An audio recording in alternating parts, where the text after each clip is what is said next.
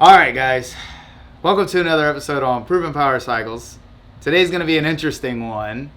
And we don't have Daryl here with us because he was not involved in this situation. But for those of you who follow our socials, our Facebook and our Instagram, you very well know by now that our race trailer was stolen from us by a habitual offender and honestly by a pretty low-life guy. And well, we're here to tell the story because a lot of people were really interested in hearing what happened because a lot happened in a very short amount of time, including getting the actual trailer stolen from us. So we're here to basically tell you the story today, fill in all the gaps because it's been shared a lot. I want to take a second real quick to honestly thank everybody involved in recovering the trailer. There have been... I don't know how many people, honestly. There's been countless people. So, and a few of them I honestly wanted to give a special shout out to because it wasn't just a, hey, I think we saw your trailer. There was a lot more work involved that they put in. Lewis being one of them. There was another individual named TJ. He was the one that actually found the trailer per se. Which was weird. Which is crazy. He was picking up our buddy Keith from work and driving home. He's like, that guy looks suspicious because he came off. So from what he told me, he said the guy was driving down, which is my road, and he had turned on a little bit. The guy looked very sketchy, and so he took a picture of the truck and he sent it to me. He's like, "Hey, it was a white Chevy Silverado that took the trailer, right?" I was like, "Yep." He sent me the picture. I'm like, "That matches the description." Yeah. And that's kind of how we started digging into the lead of that one. So as the story goes, is like this: I'm in the middle of a move. We have a lot going on in my personal life. I have a lot going on with moving my house. Long story short, one of my bikes is at Lewis's house. Lewis was doing a little bit of side work for me. The race trailer ended up at his house because he was finishing it up for me. So he was going to get the bike, load it in the trailer, bring it over to my house, which I live about 10 minutes from Lewis now. So he was going to grab the trailer, load it up, bring it over to my house with the bike inside of it, and I was going to take it from there, right? Bring it to the shop or whatever I wanted to do at that point. Well, thank God it didn't even get to that point. Yeah. So the trailer was dropped off at Lewis's house, and basically maybe 4 days later, Lewis goes to Walmart. Yeah, came home from work, got dressed to go to Walmart to go food shopping and get a few things, and within the time frame that I left was 8:39 p.m. Between 8:40 and I think they said 8:50 or 8:45. 8:45, I want to say. The guy came by and was able to snag the trailer and take off with it. So literally minutes after he left, trailer was getting taken by this guy. So Lewis then calls me after he gets home from Walmart, and he's like, "Hey, good joke, man. I guess you came and got the trailer." Because previously, what was it, like 3 days beforehand, when he was supposed to come pick it up, he was like, "Hey," he's like, "Yeah, I was driving down your road and I seen the trailer." He's like, "I should play a joke on Lewis and pick up the trailer and not tell him and think let him think it's stolen." So I joked with my girl about it. We went and had dinner together, and as we're driving home, ironically enough, we go through the neighborhood. And I see my trailer, and I'm like, "Oh, look, there's the trailer." And I was laughing about it, saying, "We should just take the trailer. Lewis will never know," and mess with him and play a joke on him. Well, fast forward like 2-3 days, and it happened. So, yeah, because I was on Saturday, and it wasn't by me. Sunday, Monday, 3 days later. So anyway, so this guy takes the trailer and dips. Well, as we all well know, the cops aren't really, they're there to help, but they're not really. They got so much other stuff going on that it's not really their focus is to recover a stolen trailer. They don't really care.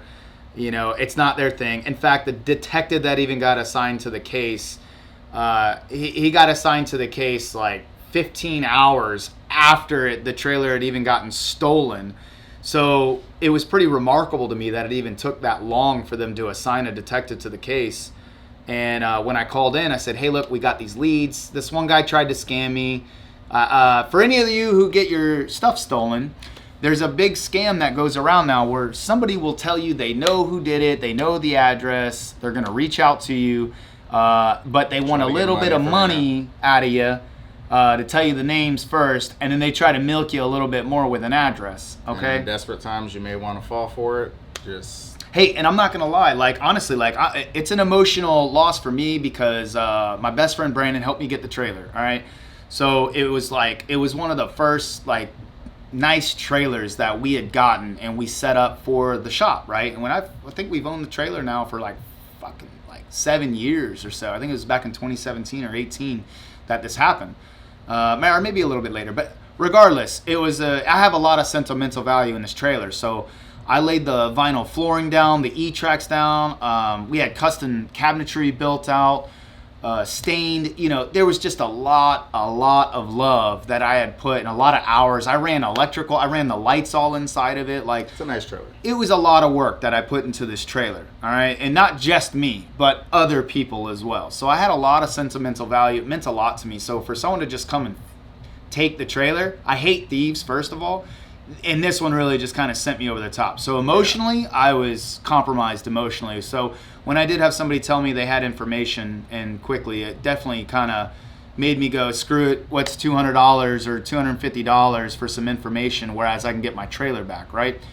And I also had put out there a $500 reward to whoever basically helped get my trailer, you know, whoever put in that legwork. So anyway, that was a scam. Then moving on, that was the first day, basically, I had lost the trailer. I was dealing with that as well.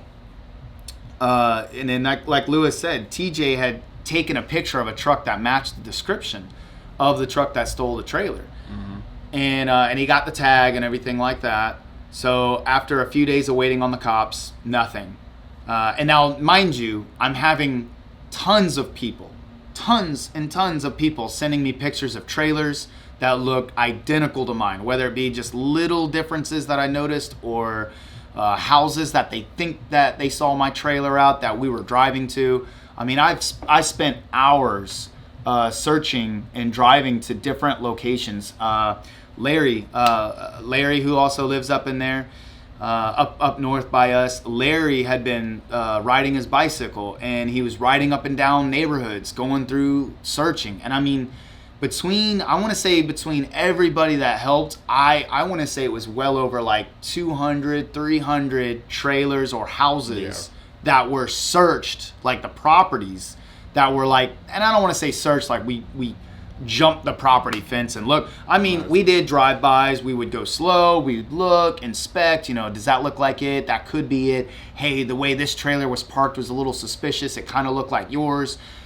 You name it, we were going through it. We were looking through the messages. I mean, I got emails, I had phone calls, I had messages, you name it. So, and it was consuming me, honestly. I mean, hours of, you know, stress and research.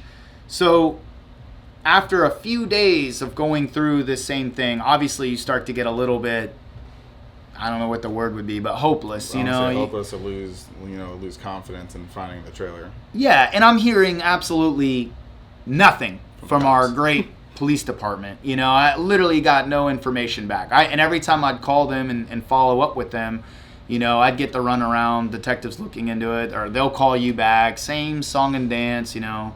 I'm sure of quite a few of you, I'm sure you've dealt with a similar situation. Probably dealt with the same situation. Yeah, where they just don't give a shit. So, you know, so fast forward a few days, and how did we start to narrow it down? So we spent that one day after TJ sent me the picture, searching the guy's name, his address, and all the other stuff. And, that's right. We went through our work day, performing our duties, but also taking breaks, you know, to try to figure out where this guy lived and, you know, where the trailer could be stashed. And we wound up coming across the information of address that was registered to the truck. And after work, me, TJ, and Eric had drove by the house. The first pass around, we didn't. There was nobody outside. There was just a bunch of cars. And they didn't really look like, you know. Well, it was a little sketchy. It was a little sketchy, but there was no trailer. So this address, definitely the first address, which I want to give a very special shout out to also Andrew Mora, by the way.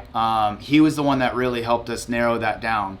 And huge shout out to you, brother. Thank you so much. Honestly, from the bottom of my heart, without you, this also wouldn't have been possible. We wouldn't have found the trailer. But there was a few addresses, and the first one that we had gone to, Was they definitely sketchy. they had a bunch of shit in the yard, like cars and stuff, and No trailer. it looked a little odd. It was definitely like, that's strange. Why do they have all these random cars laid all on this lot? It looked a little like, kind of like where you see a bunch of stolen shit, where it's just packed in there. Regardless, we stopped at this address, or not stopped. We did another drive-by, right?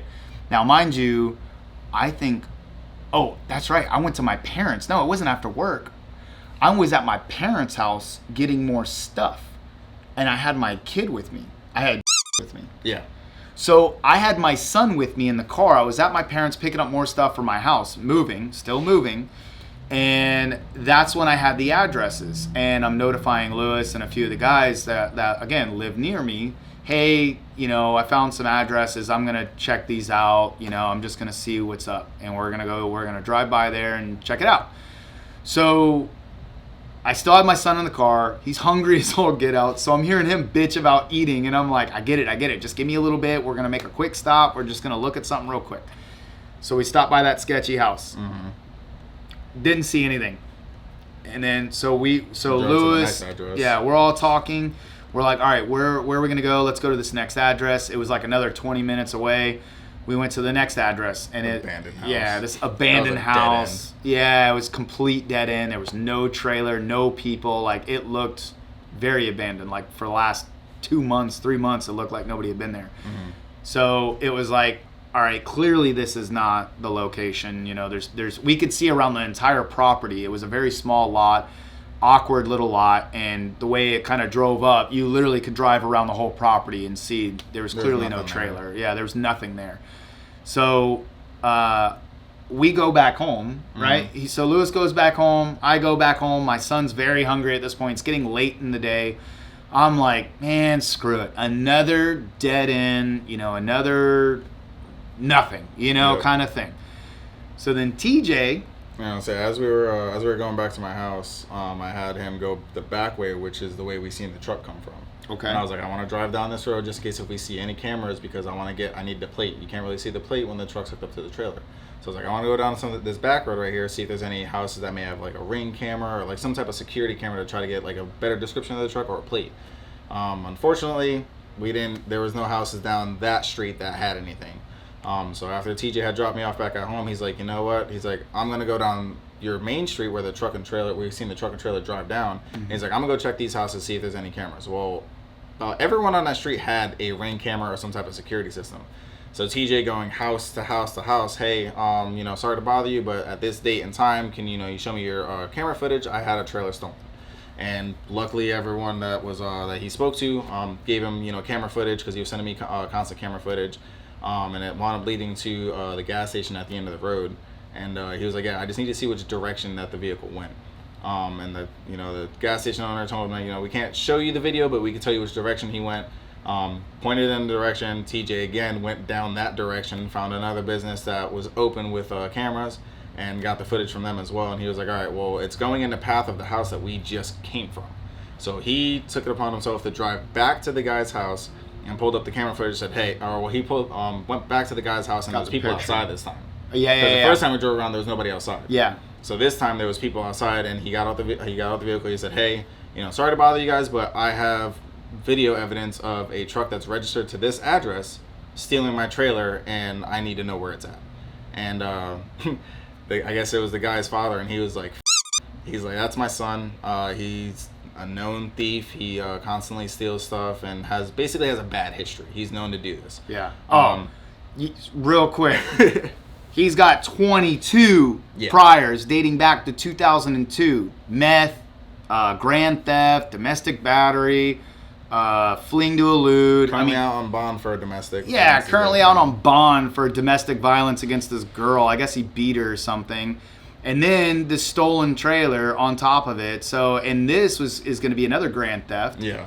So, more or less the police were like, yeah, he's going to get screwed. But, I mean, I don't even know. He's still not arrested. No. They still didn't arrest him. So, again. Great job, after, PD. Basically after TJ talked to his dad, he was like, he's like, honestly, he's like, we both share the same name. Anytime he gets in trouble, the cops come looking for me. He's like, have him arrested. He needs to learn his lesson.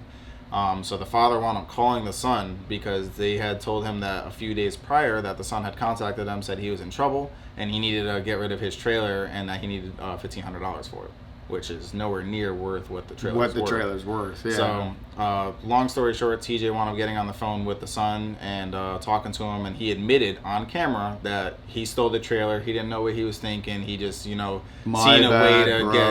way to get some quick money and stole the trailer. Yeah. Not justifiable drugs. Yeah. So after TJ had spoke to the son, the dad gave him a description of where the guy lived. I was already on my way back up to meet up with TJ because he had said he was speaking to them, and then that's when TJ called me and said, "Hey, I got a location of where the guy lives," and that was only 5 minutes from where I was at. So I drove over to that location, and sure as shit, as soon as I pull up to the house, I smell fresh paint and I see a trailer. So I backed up to the trailer.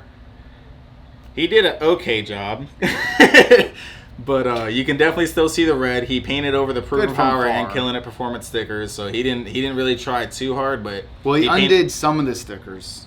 He did unpeel some of them. Which ones? There was an Olin sticker, a Brock sticker, and a few other. I had a few main ones stickers. The main ones he didn't fucking peel off. The Proven Power sticker and Killing It Performance sticker. The main fucking both ones were on the trailer still, and he literally just rolled over right over it like an idiot. So and the paint job it's okay from far. It doesn't look too bad. Yeah, when you get up close, you can see when you use a paintbrush, you see paint underneath. You can see the red streaks. Yeah, it's clearly you can tell he was doing it in a hurry. Clearly you could tell he was trying to cover something up because there's definitely some mistakes made. A lot of mistakes made.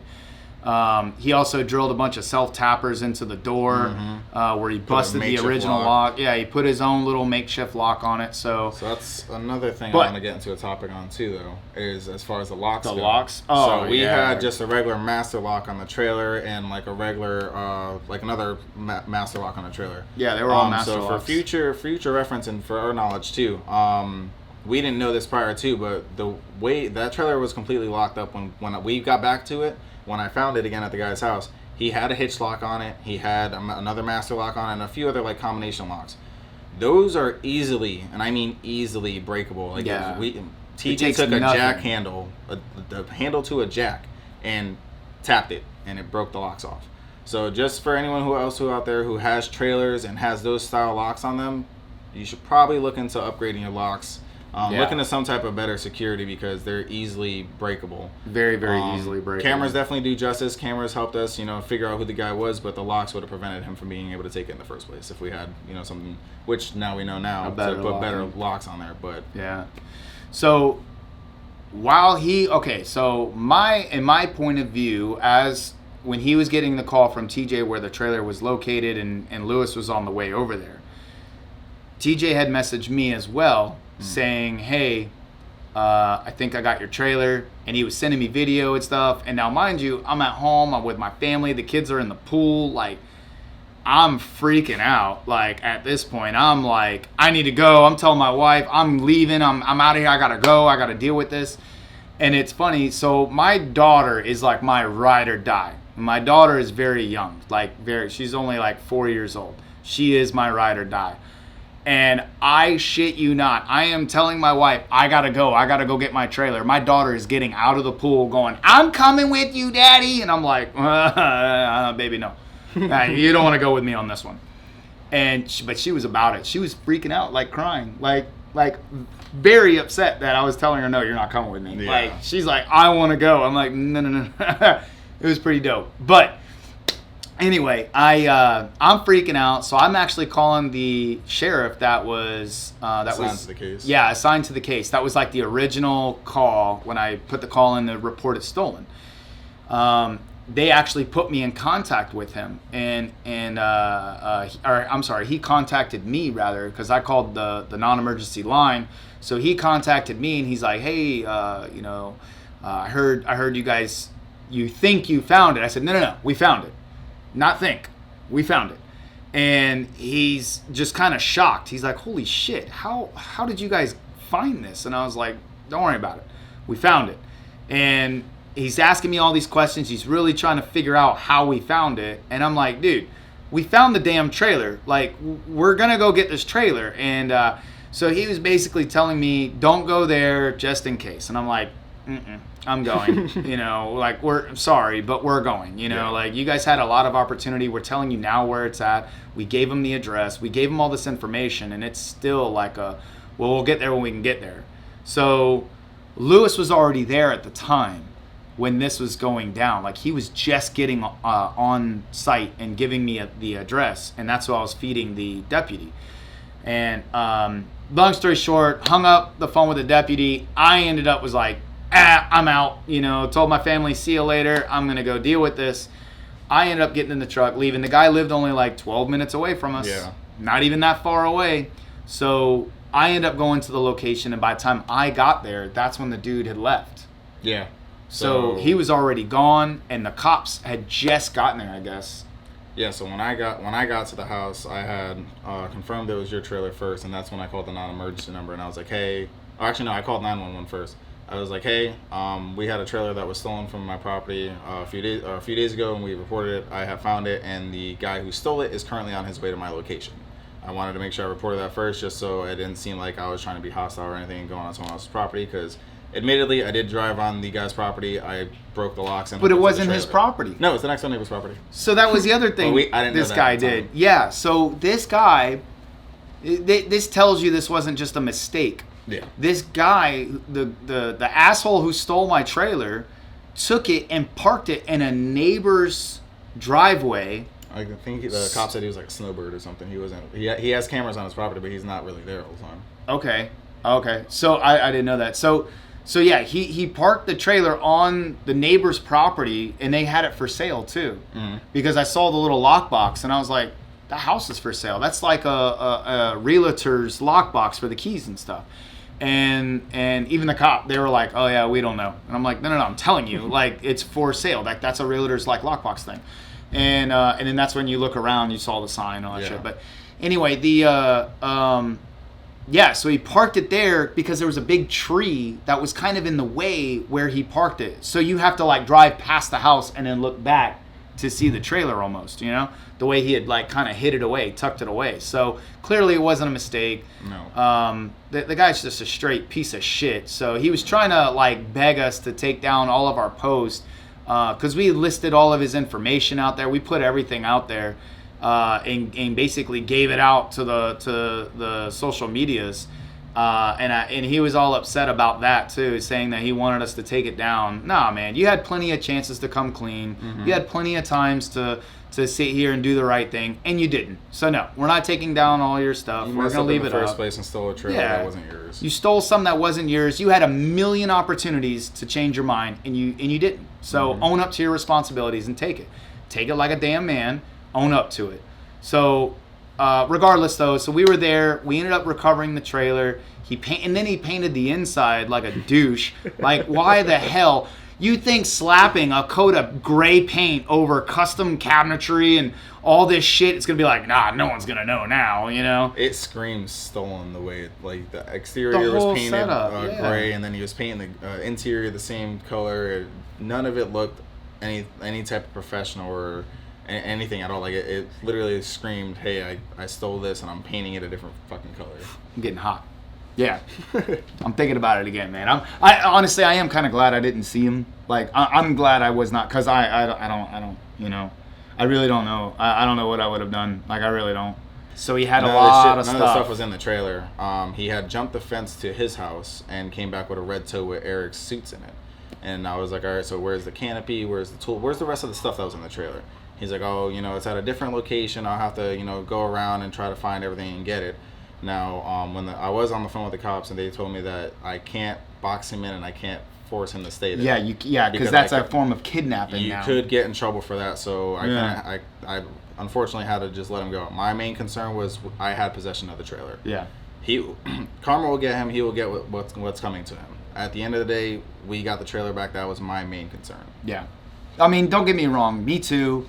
Like, it really was. But there's still that other side that you're like, I'll be your karma. Mm-hmm. Like, I'll do this for you. If circumstances were different, Yeah, but I mean, and that's the kicker. Like honestly, it is. It takes a lot of control. Like I said, I'm just glad that it was not a different situation when I did show up. Like I really am. But yeah. So we had custom suits made. He returned.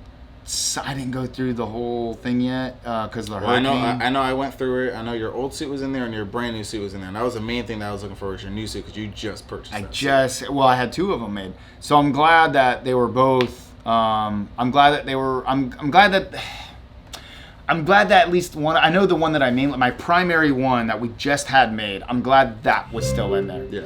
So we did recoup that suit. I had a lot of just like random shit. You know, we had a canopy that was in there. We had a lot of like fluids like WD-40 and oil and just a bunch of random shit that you fill a trailer with. You know, that we had tools that were in there, rags. I don't know. I will say this: boots, the guy is still texting us and telling us that he did grab the rest of our stuff and it is sitting still at the house. So supposedly, he said that he's going to return the rest of the stuff that he had not returned yet. So gonna go by see there today and see if he's telling the truth or not. Yeah, we're gonna go by literally. We're gonna go by there today and and check on all that. So for those of you who also aren't in Florida or who also don't know, and depending on when this actually releases, which I'm not sure when that's gonna be, but recently we just went through a hurricane and with moving and all that other stuff, we had flooding going on. I had a tree that fell over and broke my shed, my fence, like. So I've been dealing with that stuff on top of working and all this other jazz. So it's been very, very busy, and it's been very, very stressful dealing with a lot of that stuff. And the kids start school. I forgot about that. Yep. So we've been dealing with a lot of stressors on top of this. So today we're gonna go check that out, and we're gonna go see if this guy's. Hopefully it's all there. You know, we'll see. I mean, again, for the most part, my biggie was A, the suit, and B, the trailer itself. You know, as long as that all came back in one piece. But the guy did paint it, so now I got to figure out how to clean it. I had a few friends reach out to me giving me advice on how to clean the trailer properly without kind of damaging the red paint. But yeah, I did talk to a few of the other guys, and I'm going to wrap it. We're going to do a badass wrap, guys. And actually, while we're at this point, comment down below what you think would be a dope wrap job. Like, what do you think that we should do? So far, we're thinking about keeping it simple and doing it like all black and with just like the logo, contact information. That's really it, you know. And then maybe a little bit of what we do. We don't know really yet. We're kind of like coming up with ideas, but we're gonna come up with a badass wrap job on it. We got some really good people that know what they're doing. In that industry, so we just got to come up with a cool design. But anyway, comment down below. Tell us what you think of the situation. Tell us what you think about the wrap. What you think we should do. So another big, honestly, guys, from the bottom of my heart, the community is so strong, and you know, I've been in this community, in the biker community, at least in the Tampa Bay area, since probably 2012 range, 2013, when I really kind of got into it. And I gotta say, like, yes, I've seen people get together and really help each other out, but in this instance, being personally affected by it and seeing how many people have truly come to actually help and not just give me the hope you find your trailer, bro, or damn, that sucks, bro. You know, what you know what I mean? Like, the guys who actually helped, which I'll admit, there was a few people I never would have thought in a million years would have been the ones to reach out to me to help me out. Because, I mean, there's people personally that I think about, like, that are close to me now that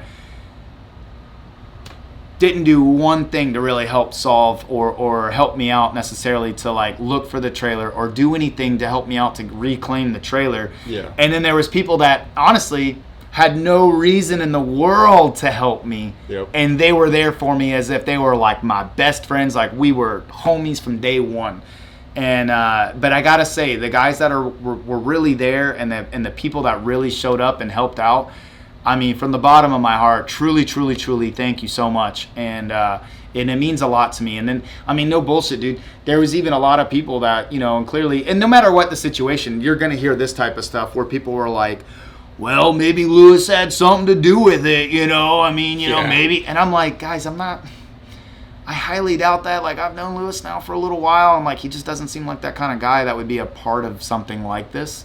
And I was like, I'm not gonna jump to some kind of conclusion and point the finger saying you stole my shit versus, hey, let's solve the problem and actually figure this out. You know, when you spend your energy blaming and you're not spending your energy trying to solve the actual problem, and you're doing this, you know, you're never really gonna solve the problem. You're gonna be so focused on whose fault it was versus just saying, hey, let's figure out how to get it back. You know, so everyone's focus was on looking for the trailer. I'm sitting here trying to figure out what I can sell to fucking buy him a new trailer. Yeah, and I mean, like look, I mean, honestly, he was. He said the same. He's like, dude, I'll sell my bike and I'll pay you. I'll pay you for the bike. You know, whenever I sell my bike, or I'll pay your trailer. I'll get you another trailer. I mean, dude.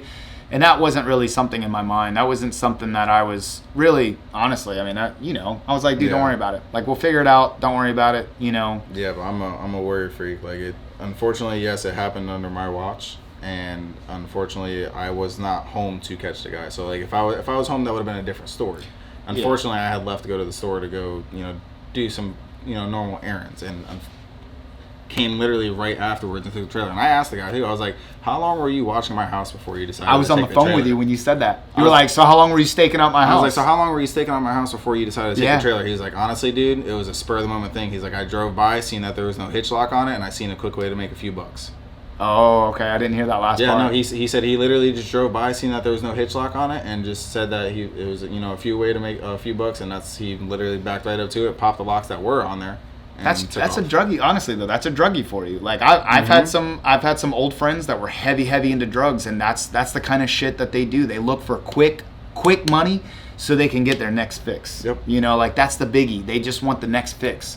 But regardless, like going back to it though, like I really do appreciate the community coming together and again, like all the random people. Another buddy of mine, Anthony. I don't know if I'm saying your last name right, but I think it's Gilio.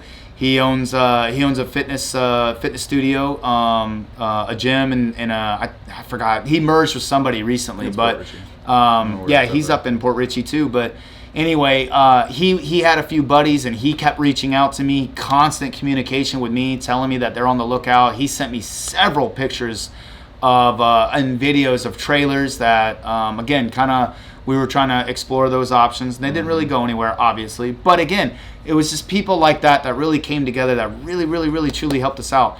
So it's just nice to know that we actually do have some people that will, you know, when it comes down to the nitty gritty, that will actually help out versus just saying, hey, I'll be there for you. You know, it's nice knowing that we actually have people that, when it comes down to it, are there for us. I mean, dude, there's been plenty of people that I have gone over and beyond for and busted my ass for and done things for that, like, that I you know, in my opinion, I would consider like a friend would do this, you know what I mean? And those people, nothing, you know what I mean? And it's kind of one of those things where it's like you start to see, you know, who's actually in your corner versus who's out to get their own, you know, and it's eye opening, you know, it really is eye opening. And I mean, even with I hate to say it, but I mean, even like with the police, it's eye opening, you know. You know, you start seeing what their priorities are, and you start seeing what they really care about, you know. And like I said, my main thing is they're there for the major crime stuff. Yeah. And of a trailer is not. It's not a their priority. Priority. It's not. Especially in like our area, coming across, like being able to find the trailer. That's why they were like, how the hell did you find it? Because when stuff gets stolen in our area, because there's a lot of junkies out in Pasco. People know that. Yeah. So when shit gets stolen, it normally gets stripped and it's gone forever. Yep. So the fact that we were found and we were able to retrieve it, I'm very thankful for. It relieves a lot of stress off my shoulders, because like I said, I'm a worry freak, and I was trying to figure out ways to replace the trailer. But the fact that we found it, I'm grateful for. But that's, in their eyes, they're like, shit gets stolen all the time in that area. We hardly ever recover it. So it wasn't really their biggest priority. But like you said, the network that we have of people that were actually helping us, that's honestly what made everything, you know, turn out good, and how we were able to recover the trailer. Yeah, very, very appreciative, very grateful. Even though the trailer looks like shit, like honestly, and like it's just all the more reason to redo it. Yeah, and that's the biggie. Like that's what makes me, like, right now, given the situation that I'm in with my life and the moving and the problems that I'm dealing with at home, like just moving and getting the house fixed enough, especially because we're in hurricane season and we have hurricanes coming and we're susceptible to flooding. Yeah, now we just dealt with Hurricane Debbie, and we had flooding going on, and knowing that the house is susceptible to flooding and we don't have a good drainage at that house, it's like we're dealing with that and the tree falling over. I still have to cut it up. I still got to fix the fence. You know, there's all this shit just going on. So, but either way, once things settle down and I get a little further along, I am wrapping that trailer and I want to get it back right. I just, like I said, I have a lot of sentimental value with it. So, Yeah. And that's why I was very gung-ho about sourcing or like recouping it.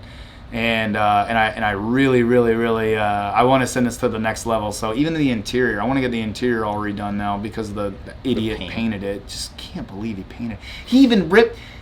I'm not gonna. I don't wanna. But anyway, guys, so tell us what you think down below. Leave a comment. If you saw the storyline all on Facebook, let us know. I know a lot of you guys were interested on our Facebook one. Please let us know and tell us what you think about it. Tell us what you think about the trailer. You know, obviously, if you saw the pictures and everything, tell us how you think the paint job looks. Like I said, it's good from far, but you get up close and it looks like absolute dog shit. But anyway, tell us what you think about the wrap job. And yeah, you know, if you've ever had anything stolen from you, comment down below too. Tell us if you recouped it, what it was, you know, things like that. Tell us your story, because we honestly, like, now going through it, I think it'd be interesting to kind of hear other people's either success stories or even not success stories, you know, just to kind of hear other people's experiences. Tell us down below, guys. Tell us what you think. I think that's really it, though. But again, thank you for everyone involved in recouping this trailer. I really appreciate it. But yeah, guys, other than that, I think that's really the next it. episode. Yeah, about to say, we'll keep on vlogging and keep showing you guys badass stuff, and we'll keep doing updates on the trailer as we progress through and get it fixed. So I think that's really it. That's about it. You guys have a nice one. See you on the next episode. Peace.